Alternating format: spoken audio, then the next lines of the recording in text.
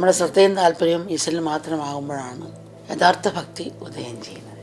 എന്നാൽ ഇന്ന് ഭൂരിപക്ഷം ഭക്തന്മാർക്കും ഈശ്വരനൊരു മാർഗം മാത്രമാണ്. ലക്ഷ്യം ഏതെങ്കിലും ലൗകികമായ വസ്തുവായിരിക്കാം, അല്ലെങ്കിൽ ഏതെങ്കിലും ഒരു ആഗ്രഹ സാഫല്യമായിരിക്കാം. എന്നാൽ മറ്റൊന്നും വേണ്ട, ഈശ്വരൻ മാത്രം മതി. ഈശ്വരൻ തന്നെ മാർഗവും ലക്ഷ്യവുമാകും. ജീവിതം ആനന്ദമയമാകും. അമ്മ ജഗദോധാരിണി മാ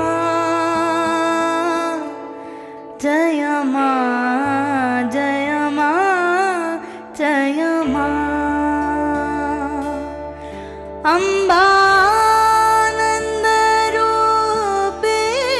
മാ